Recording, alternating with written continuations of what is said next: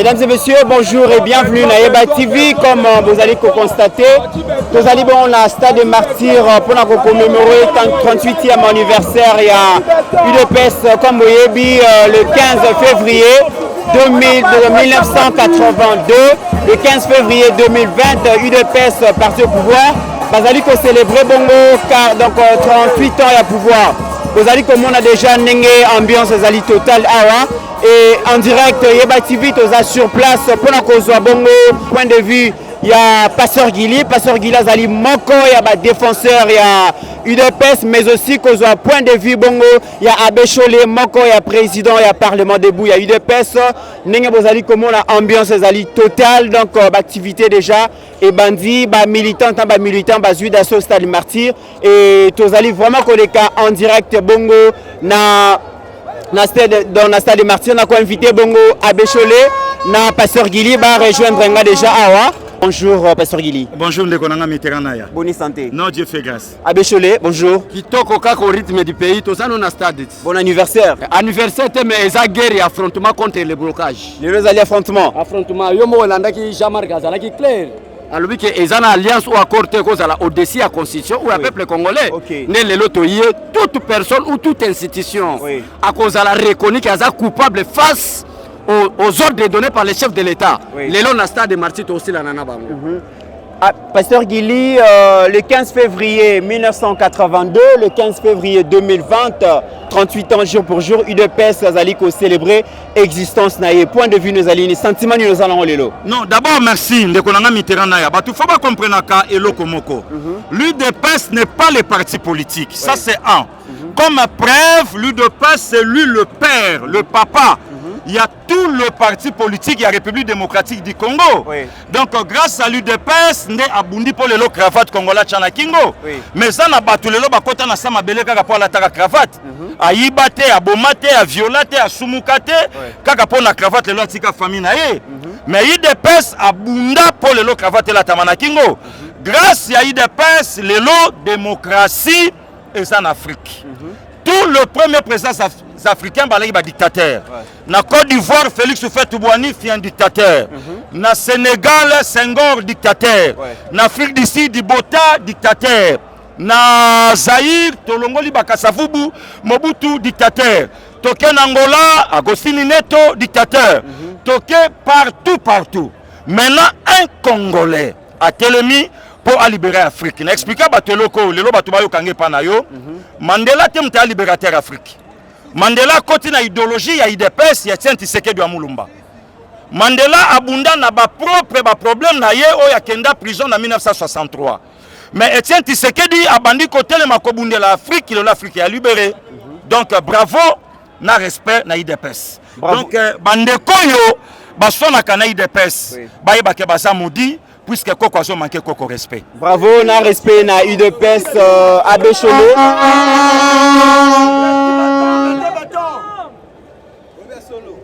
Abbé Cholé, 38 ans, jour pour jour, UDPS Azali ko célébrer existence naie, sentiment de les aligner. Mais question n'a pas Sagili à répondre déjà. Tout point de vue na yo. Moment où Mobutu batu bazo banga Mobutu. Et sengeli 13 parlementaires basangana balba au nom de l'unité nationale. UDPS ezana ngwa kasaita, UDPS ezana Équateur te, UDPS ezana ya République démocratique du Congo. Mais tala tout moi ba parti politique oyo. Soka leader na bandundu babenge pe parti politique. Soka leader na Nord Kivu to yebi pe tata to mama bazaka Nord Kivu wana eza dossier to holandela mususu. Abimi pe leader. Mais IDPS ezalaka ndenge nini?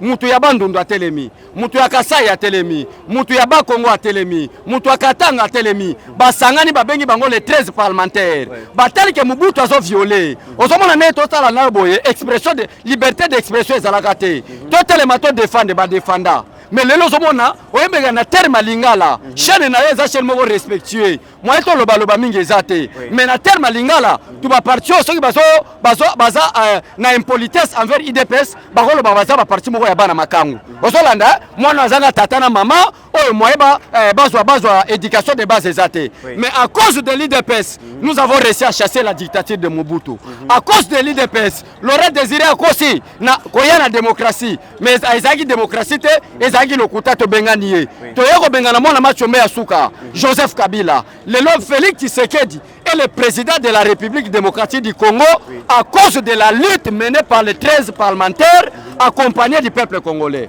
Donc, Mouta Koya, pour être à renverser Félix Tshisekedi, c'est la démocratie. Mais c'est le Zalana peuple. Et c'est le ton de sa stade de martyrs. Et c'est le peuple Baye Bayo. Et ça, c'est que ce à base, il y a 15 personnes à Nord Kivu. En 2023, on a président. La parole de Dieu est claire. Pour être chef de l'État, vous devez d'abord avoir une bonne famille. Félix Tshisekedi, dans un mois Simoko, comme on est Denis Nyakeru Tshisekedi.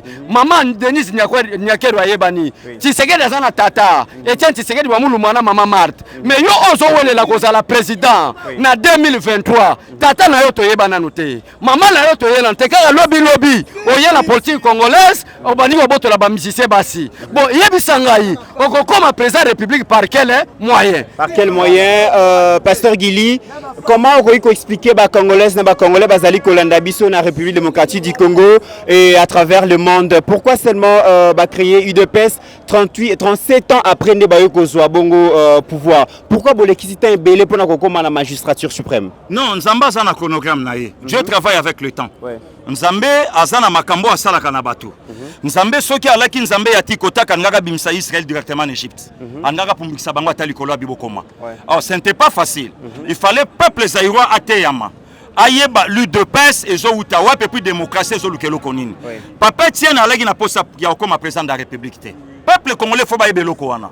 Puisque ceux qui pona comme président de la République, Paul Kagame lobango awa.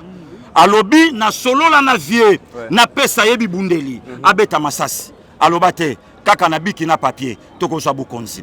Ezana bandeko tozala na bango na parti na IDPS ba finga papa bakenda. Balobi kaka na biki na papier toko zala ti yeso akosonga. Lokola mutu wana zalaka si na ba élection na 2011 abi bokendola la pongia ba bébé tokenda tolala lelo tolamuka. Donc IDPS aluka qui a instauré l'état de droit na katamboka oyo. Peuple congolais ayeba valeur na ye, peuple congolais ayeba droit na ye, peuple congolais ayeba autonomie na ye na kata République démocratique du Congo. Comment voulez-vous de Mitterrand bande ko ba Hollande biso yo ye besoin na yo ezaka ke pour servir Mboka, il faut ça la présidente de la République. On ne disconvient pas. Ne connaissons pas la lobelo comme important. Bible lobby pour moutaza la évêque. Il faut azala na moi simoko. Azala na libota o yevanda. Soki nzambe a lobby ango pour na basali na ye. À combien plus forte raison? Évêque o ya koko zala évêque une église à 1000 personnes. Mais combien plus forte raison mouto à cause de la présidente de la République na 80 millions de personnes. Ceux qui ba lobby ndengwana batu batelemi babi passer Gili aussi ça marche to kokufa. Ceux qui muta lobby bongo chole to kobomayo. Ne lito to zanango. Yango moni na o cesse kolobate. Et si kanyo se kozwanga na zo alerter communauté nationale internationale, c'est l'INC. Pourquoi? Puisque bango bazana devise ya mutu. Mais peuple congolais a une devise, l'institution qui est Félix Antoine Tshisekedi Chilombo. C'est ça le problème. Des comitéran, tous les citoyens congolais de père et de mère. Agnon Kwame na ba régime nyon sa part Mobutu. Mouza ba menaçaye, Joseph ba menaçaye. Le long musicien na fa vanda les na mboka na ye. Ah, ta on a koloba sumite comme no ba lukakanga. Musicien na libana Congo fa ba avocat Zali. Avocat Zali. Avocat zo ba image nyo soto au salon ya passé Guinée na Cholé. Donc ce nga na lobby boy, ya suli liango faute. Donc nega nga na loba boy ya suli liango faute. Mais tous en état de droit d'intimidation na sili karaté. Mais si ko poye babato ba outé pas Joseph Kabila. Ba ye na esprit wana. Ba ye na esprit wana bango ba penser que na molimo wana yango bango ba menacer l'IDPS. Oh l'IDPS c'est pas un parti politique. C'est le premier parti au basu pouvoir. Après, mort ya leader na bango.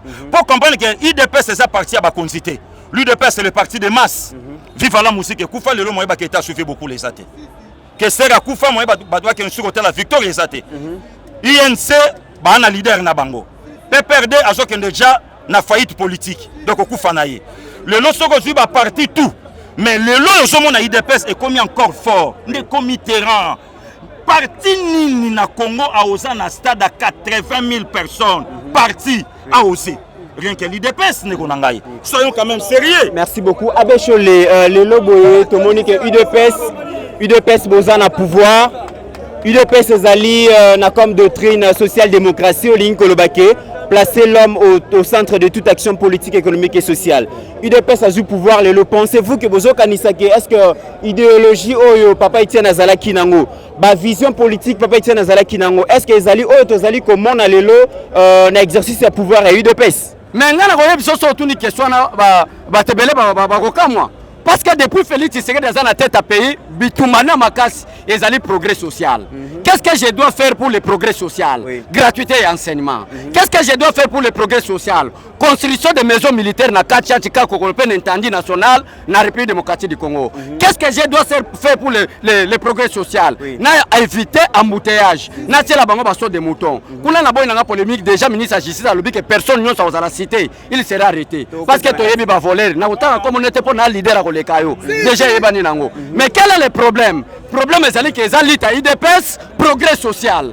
Progrès social yango ça. Kabila sali 18 ans. Laurent Désiré Kabila sali 4 à 5 ans. Soit je m'amboula ba on a José na Laurent Désiré Mobutu. Baza déjà au-delà de 55 ans. Mais Félix Tshisekedi na moi une année. Il y a la gratuité de l'enseignement. Il y a un peuple nyonso. Bampangi na muna bandundu. Bandeko nanga Équateur. Batoto wakatanga. Batatu wetu kasaina kensel leader. Oyebi que mon frère, nzamba lobi boy.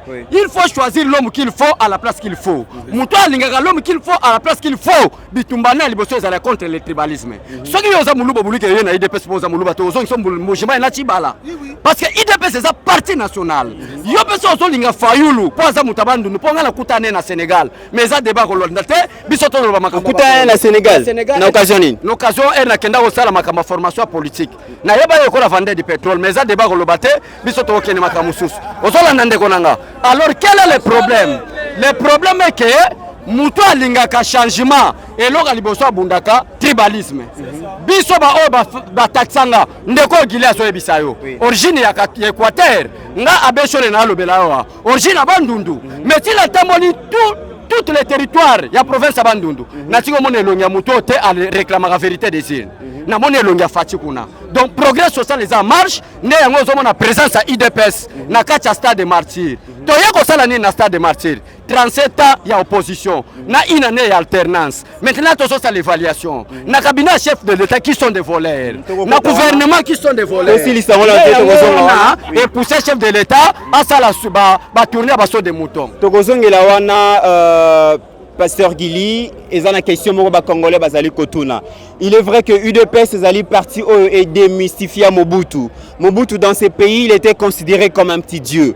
Mobutu a instauré qui pouvoir moko dictatorial et seul UDPS comme parti politique et ça là qui que lelo batu et ça là qui batu ba comme combattre Mobutu, batu bazo courage ya koloba mabe ya Mobutu, bazo courage ya s'opposer na Mobutu, ba congolaise na ba congolais ba kobosa na yangote. Mais dictature ici là, ba makamwa société kenda, UDPS au pouvoir, le lobo social ya peuple congolais. Tozali na Kinshasa, to kenda ki na marché central. Thompson et Mati, Masango et Mati, ba makambuyon se Mati, dollar ezali komata kaka. Alors que tu as dit que UDPS est le parti socialiste, Makamoun est allé aussi. Social est ça Libumouté.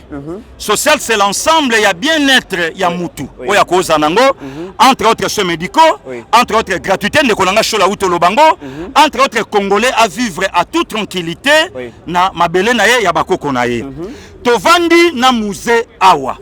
Un président non préparé. D'ailleurs, ce n'était pas lui qui a été choisi.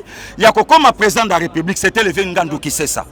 Babomi le Vengandou, c'était Deogracias. Deogracias Bougera, rwandais. Maintenant, Mouzé, un homme instable. Bana, et paï, bapesa bama passa, moko botamana, et wabora, moko botamana kalemi. Mais bama passa. Vous comprenez? Le loyo, toyo ko soit président, yandenge wana. Oyo ti lelo mutazo tambola mais moi si na yeba yebiete. Donc un président non préparé. Yango moni muza ye na bukonzi, akomo lula na biloko ba salele lo bananga ta vie nanga papa chéri. Pourquoi puisque allez préparer té. Toye ko soit un garçon de 29 ans. Et si ka ba congolais ba kolela ka ti je sais roya ko soit biso.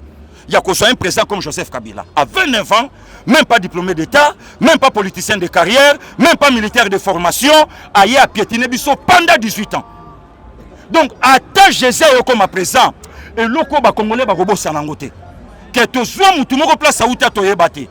Aya, azala kata na studio ta banda ko futela, les lois kangeli biso betandi nyonso ono kingakati yaye. Vous comprenez un peu? Les lois autant où kozwa fachi. D'abord, c'est le premier président. Otoyebi tata na mama na ye. Yanga ni kutu tane na personne te. Mais tout le monde mutu abota ye. Ne komiti tout le monde mama na ye, tout le monde tata na ye, tout le monde photo na ye ya famille bien libanko. Donc elobi na ngonde kolanga shole. Awa yo zo ya ko wele la bukonzi la kisa biso photo pembe. Awa yo zo ya ko wele la bukonzi la kisa biso nationalité congolaise. Tous en école primaire. Yo zana ngwapi. Awa yo zo ya ko wele la bukonzi. Mangola munduki. Ozo ya ngone école primaire. Otanga wapi. C'est ça le problème de kolanga miti. Le lotango lobi nanga likambu ya social. Nazoloba na yo social et sa priorité pour le peuple congolais. Ngape na besoin social. Mais peuple congolais a besoin de makambu épelé. Le peuple d'abord. Na lobi na yo entre autres justice. Ne commit. Les lois justice congolaise qui ont interpellé le tout puissant Kalev. Oye qui comme on est à la Kalev de. Comme on est Kalev de. Comment les alanais? Ne commit. Mais faut qu'à fachi la vérité bimat. Comme on a Karev. Moutonde. Comme on a bisoté. Vous comprenez? Bino vous savez comment on a Rwandais partout. Donc Rwandais baza partout, dans l'armée, dans la police, dans l'administration. Ne committeront. Et ça likambu ya kobomba te. James Kabarebe c'est lui l'oncle de Joseph Kabila. Bon James Kabarebe Rwandais. Moussa Lobana Bisso c'est son cousin. Bon ceux qui James Kabarebe baza Rwandais. Bon ce que Joseph Kabila osalanan. C'est clair. Si que ceux qui mutalobi kengana Congolais finginga. Longwa nyama Congolais finginga. Oh. A rappeler nga kena Congolais. Donc besoin ça que peuple congolais alingi sous bachete. Avant ozo bukonzi na mboko ba mayele na yo ya yo na famille no batangisaka yo. Mais la kisa biso shebino wapi. La kisa biso okola wapi. La kisa biso baninga na ya bomwana wapi. Ne komit ngai muto na oloba awa. Ngoto ya sir. Donc ceux qui mona ngoto azawa. Ceux qui mona ngoto aza na yebisi ke nga masa tutu kaluji. Ceux qui mona ngoto aza na yebisi ke nga mwana ingende sika mettre puma abanda kola ta masque. Ceux qui mona ngoto aza donc ceux qui talinga awe bagage lonyoyo ngoto. Bon siko bato nyonso bazo la pouvoir. Pourquoi basa ba nationalité douteuse? Et puis pour yeba mutase étranger ba côté la kanzela est.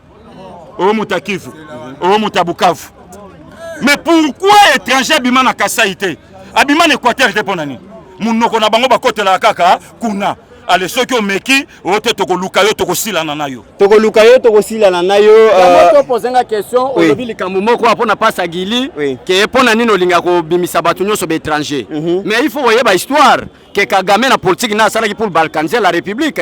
Bisengima na fi l'ancien directeur du cabinet ya Seria Mobutu Ozolanda. Yende muta pacifier que non bana mulenge bazwa nationalité zairoise. Après ba ko longolango. Mais herba monique conférence nationale souveraine ba ko rezala ki appliquer té. Ozolanda ndeko langa. Ba bimi pote na kende. Allez-y. Babimi pour na ko appliquer accord et la conférence nationale souveraine. Baboy ko appliquer ango. Et puis si fenêtre na AFDEL. AFDEL association yaba angolais, ba rwandais pour na balkaniser la République. Nde yangwana que Joseph Kabila za fruit ba rwandais.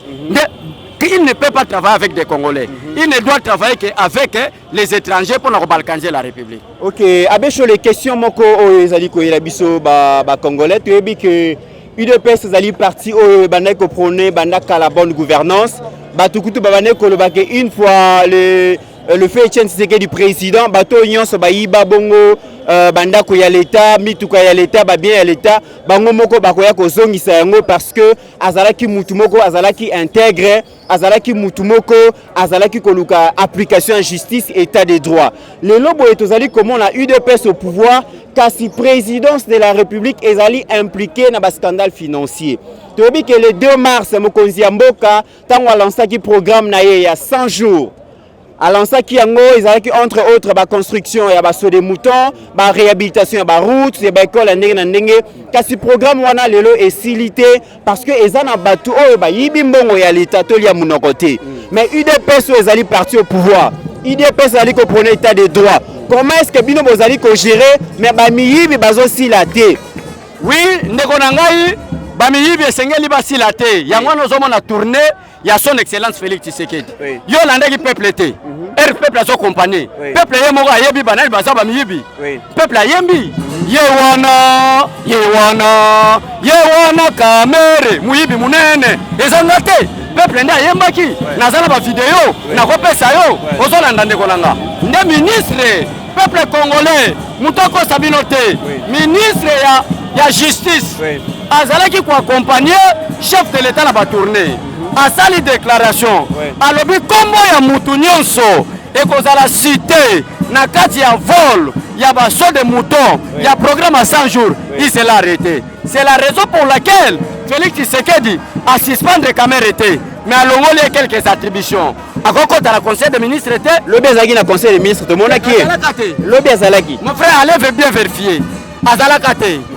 À quoi la conseil des ministres était Landa bien, il y a une interdiction même à Robimaye Moko. À quoi voyager pour la présidence de la République pour faire sa justice fenêtre, il y a Kokota Salamusala Malam. Application état de deux bandits. Biso toi un problème te. Félix Tshisekedi d'abord qui ka nguba. Pour tes pigeons, balia batonda. Et Solanda. Yo muyibe yoko do da nguba o Félix Atie pour te baso de mutu salema. Ce qui a encore ko panzani. Panzani, ce n'est pas nous maintenant, mais c'est l'application de l'un des principes constitutionnels. Donc il kokota likambu oyo tu ebi que UDPS après 37 ans de lutte à Zubongo Imperium mais victoire à UDPS ezalaki vraiment complexité parce que bozui présidence de la République mais ba levier nyonso oyo et que quoi kopesa mokonzi mboka possibilité ya ko engager ba réforme profonde ba institution azui yango te bozali na majorité te na Assemblée nationale to le belali kamu ya ba allié na bino lelo relation nini UDPS azana ngona ba allié na ya FCC. Non, en tout cas relation oyo esangisi UDPS na FCC sa Congo. Alors soki batu bamoni ba osai la Congo te relation za malamu te. Relation za ya gilina de comité na ya te. Relation za ya musala. Alors ce musala est ko servir peuple te. À quoi bon? De comité peuple congolais faut ba yebelo komoko hein. Félix ayebi FCC malamu mais FCC ba yebi Félix te. Madame Colette Brackman ayebi saki bango. Attention avec ces messieurs. La différence entre le père et le fils, le père était radical. Abanda iko sekate. Mais l'enfant est plus dangereux, plus dur que son père. Attention avec lui. Ne commit. Yo quand si Fachi place à Fandi Boye bité que corps à père na être na 2 ans na morgue na Belgique. Alors soka bimaka président de la République te corps à papa tsenga suka. Ayebi ngote. Yo quand si Félix nenga zaona ebité que chola rataliwa gilia rataliwa. Ayebite que mbala liboso bisoto mona maya miso a papé tient les tanga 6 mois avant Koufa. Ba kaltina ba frère na biso na siège à parti. Yo quand il Fachi ayebi ngote. Fachi a risqué ko Koufa na marche na kilote na basket na makolo. Ayebi ngote. Même FCC nenge basawana. Ba yebi ngote mutuwana akosi biso. Obemina kwa lobaki yango. Na regrettant mon konamona constitution Kabila opesa Félix avec l'IDPS et si le FCC obunga kalate yango akobunga kalate mais bato zali ko décrier le biki banyoko la kibino baboy même corps ya fait Etienne Zonga lelo bozali partenaire na bango bozali partenaire politique to la nemo konzamboka na Londres abi c'est un partenaire c'est un fils du pays il a les droits de circuler librement dans ce pays lelo comment est-ce que na niveau ya directoire national ya parti comment mo konzamboka azali koloba abino bozali koloba be bozomo ateke zali en discipline politique. Non, pas l'indiscipline. Parce que vous avez une orientation à Mokonzamboka. Non, des comités expliqués à tout Mokonzamboka benga bango bandoki. Na kanisa ki ba bande konsoka ba bandoki. Indiscipline. Yoko kondi mamuto boza na ye partenaire. Mokonzamboka sali premier discours na ye le 13 décembre, ngoika sanjaleki après 30 minutes à lobby et simbité à la kibiso mingi. Mais le 5 février ngoika sanji à la tiloko la maman Akima Brazzaville. Yoko yi kondi mamuto ya za partenaire na yo. Mokonzamboka leki boye yake kotuna awa yake alobaki nini asalaki nini batuna ye awangani mais lelo bakangi mutu lokola Kalev le meurtrier mutoyo aboma batu kole quand même Joseph Kabila wana yo kanisa sanani yoko ikondima batu ya FCC batoyo batelemeli gratuité papa babenga na lisala petit frère ana simananga témoin babenga balobi 15 ans to suis salaire lelo botika mona kitekedi yokande ba obenga ye do lisala ngomba abi pastel botika mona kitekedi mutu akotimba mona kitekedi atimbi bito Vous comprenez? Donc ingelo bake peuple congolais va comprendre que mutoyo akobongisa Congo eza mutoyo. Kabila kobongisa Congo tende konanga shola lobi yango. Kabila za ya peuple congolais tende komit. Abongisa Congo comment? Akosala ngote Kabila déjà qui donc Kabila de besoin pouvoir. Pourquoi au lieu de travailler besoin mon akaka ombre ya Kabila partout. Quand si travail yango gratuité bimi sambango mais oyo ki vertige bimi na ngambo Kabila te na gratuité. Likambaso de mouton yango yo oyo ki makelele bimi de commit même ndenge to sala a na martyr. FCC souci na bango esaka ke non Félixité bango basonga. Or bazo yebate que Félix a travaillé na peuple congolais. Félix a travaillé na Nzambe. De commitera Papa Simaro de res mémoire.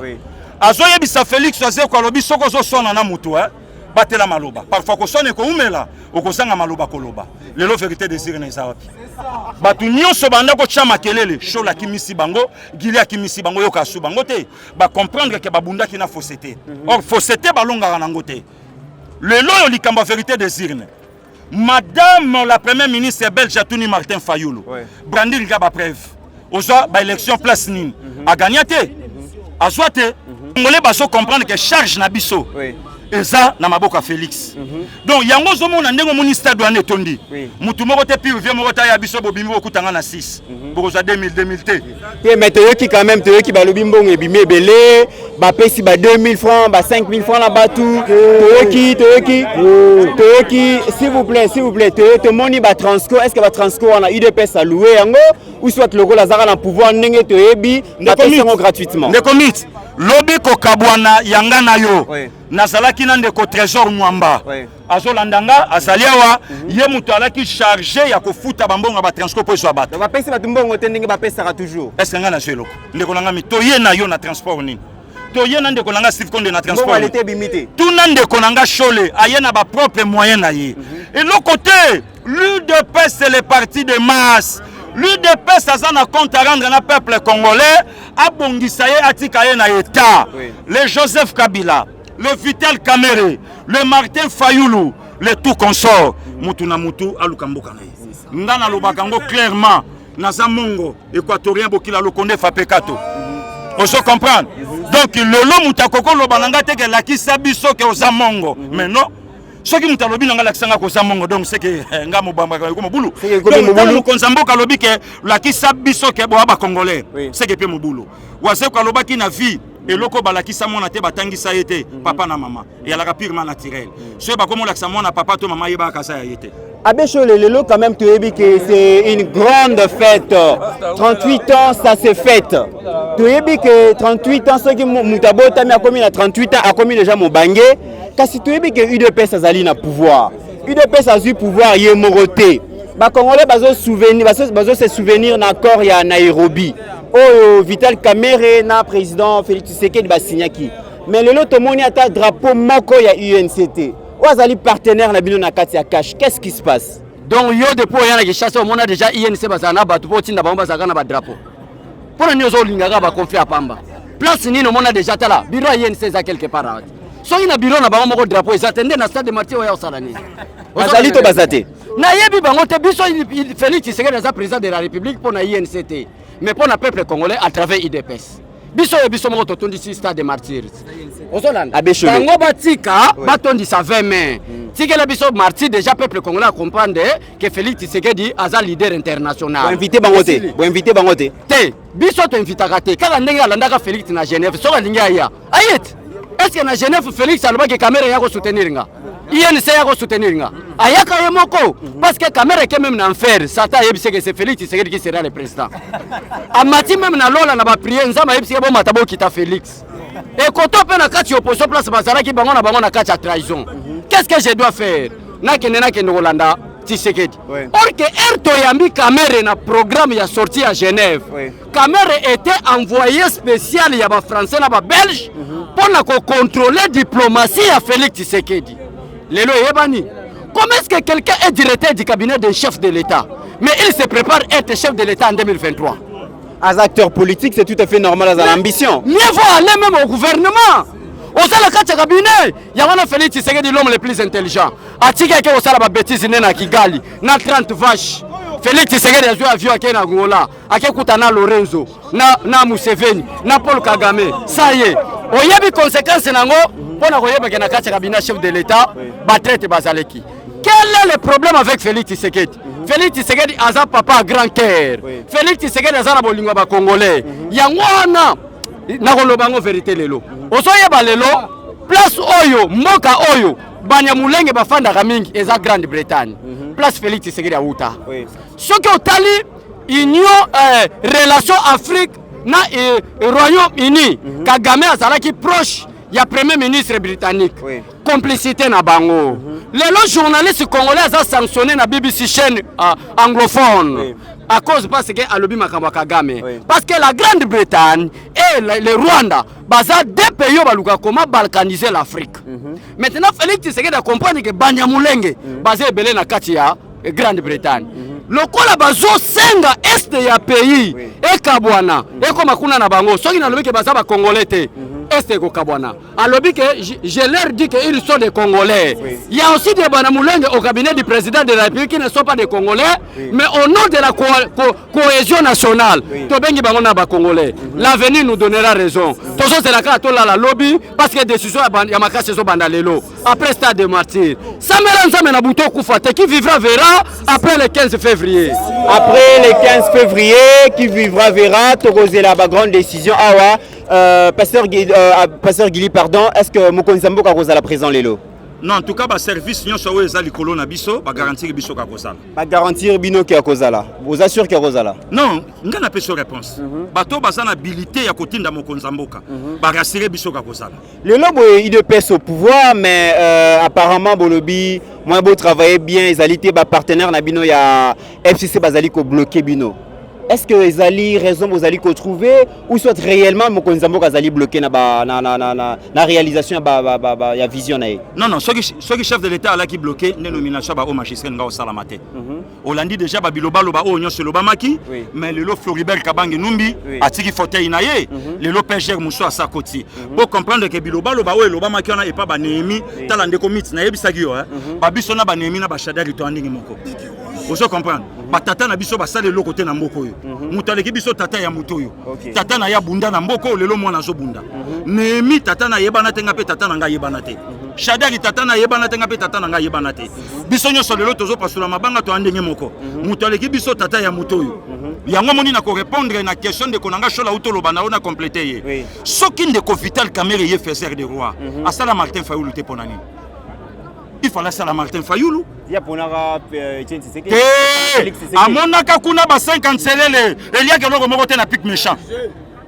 À comprendre que Asandombe yango wana na landango. Natanga pasi bobundi na ye bozu pouvoir bo mokote. Ndeko nanga mit. Ba tout faut ba comprendre na tango pas cité.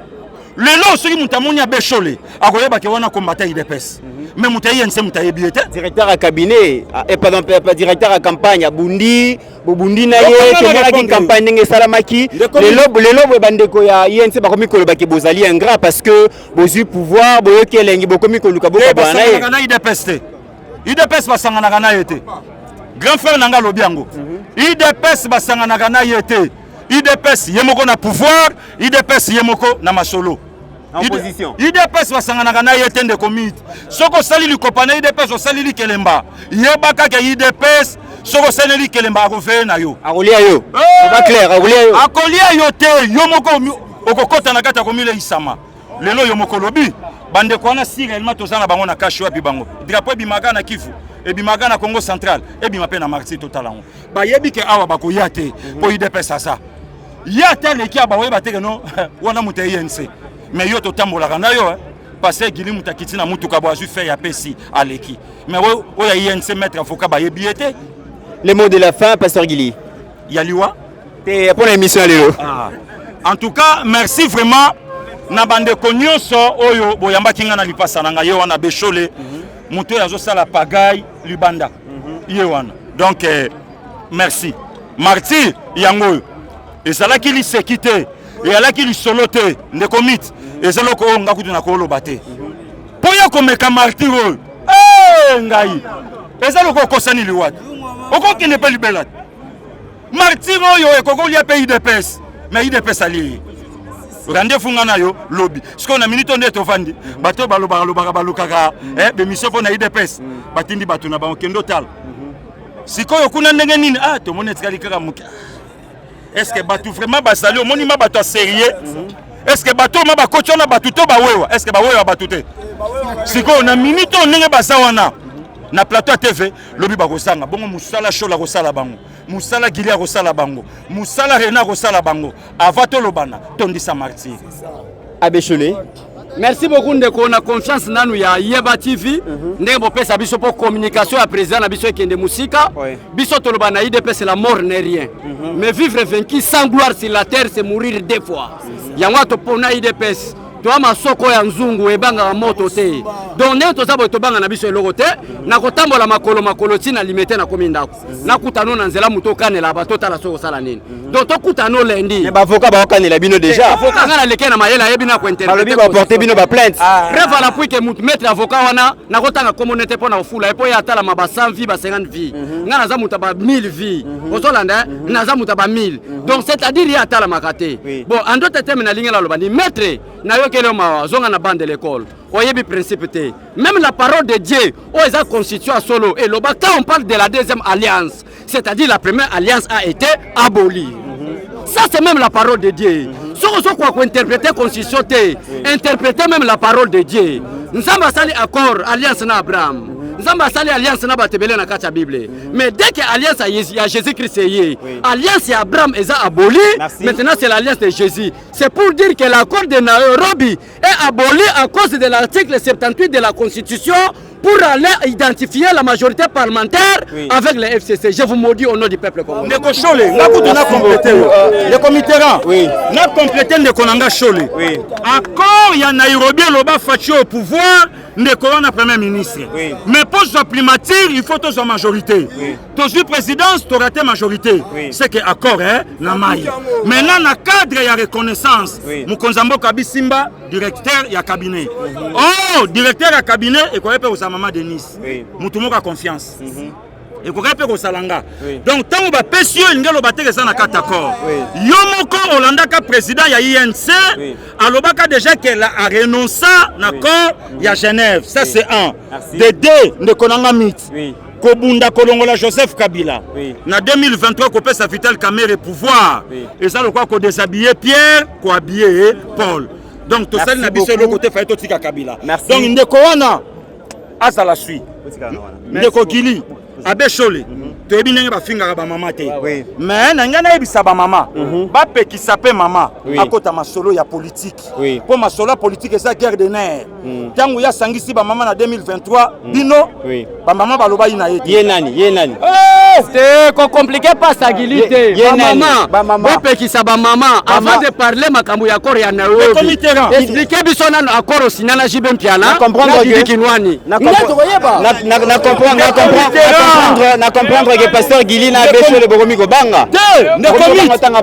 Nekomit.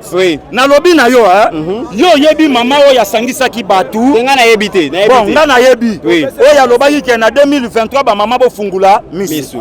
Il faut excusez, il faut respect et ça na ba mama congolaise. Voilà. Biso tokoli na ba mama ya Sikida, ba mama aboti mwana, aboti bana 8 na mobali moko. Merci beaucoup. Akufi atiki donc ba mama o ya mobulu tolingi bango.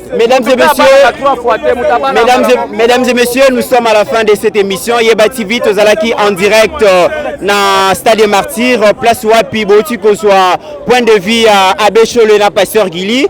UDPS au pouvoir après 37 ans, ils allaient quand même fait énorme parce que les sociaux les Congolais ils allaient nous améliorer les Congolais les Congolais bazali ko senga que au-delà il y a ba querelle politique au-delà il y a ba discussion au ezanatina te peuple congolais azali ko senga vraiment que pouvoir en place et travailler pour améliorer vraiment conditions de vie à peuple congolais parce que souffrance et l'équipe batu bazali na besoin il y a banzela bazali na besoin d'hôpitaux mais aussi bazapé na besoin que bien il y a première nécessité pris nango et qui t'assure les marchés.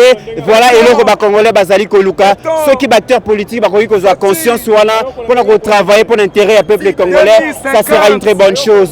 Si vous avez aimé cette émission en direct dans le Stade des Martyrs, dites merci à réalisateur Nabiso Steve Konde HD, autres à la kiné na terrain, à Zosala Nyons pour que à faire revivre Rabino, ambiance aux Ali Koleka Bongo, Naïba TV. En attendant, mesdames et messieurs, portez-vous bien car chaque jour est élevé.